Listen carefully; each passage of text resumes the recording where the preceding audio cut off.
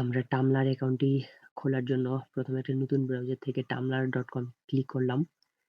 Click করার পর এখানে টামলার অ্যাকাউন্টটি চলে আসলো। এখান থেকে লগইন করতে বলতেছে।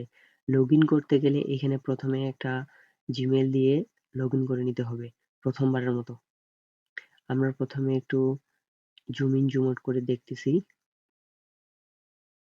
আমরা এখানে লগইনে ক্লিক করলাম। লগইনে ক্লিক করার পর আমরা এখানে আমাদেরকে অপশন দিছি জিমেইলের মাধ্যমে খুলতে পারবো, আরেকটা আমরা খুলতে পারবো সাইন ইন এর মাধ্যমে।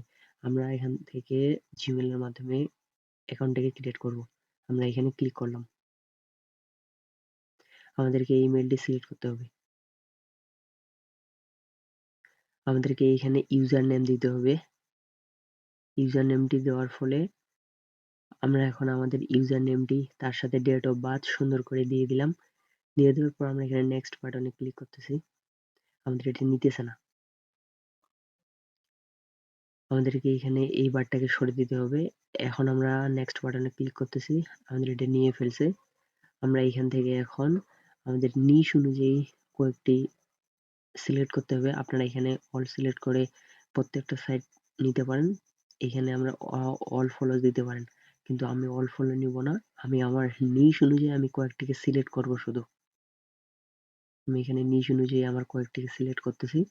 আপনারা চাইলে অল সিলেক্ট করতে পারেন, অথবা আপনারা আপনাদের নিশ অনুযায়ী আপনারা এই কাজটি করতে পারেন।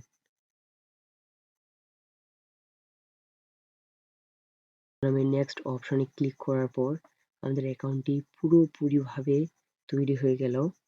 আমরা এখান থেকে কিছু ব্যক্তিকে ফলো দিতে হবে। আমরা এখান থেকে ফলো দিয়ে দিলাম। আমরা কয়েকজনকে ফলো দিতেছি।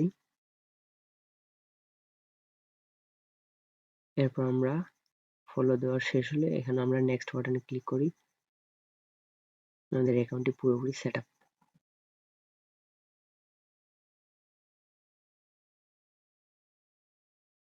এইভাবেই আপনারা আপনাদের টামলার অ্যাকাউন্টটি ক্রিয়েট করতে পারেন।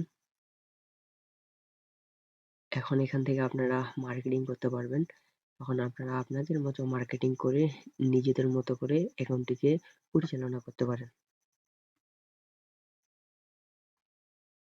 ভিডিওটি ভালো লাগলে একটা লাইক এবং সাবস্ক্রাইব করে যাবেন।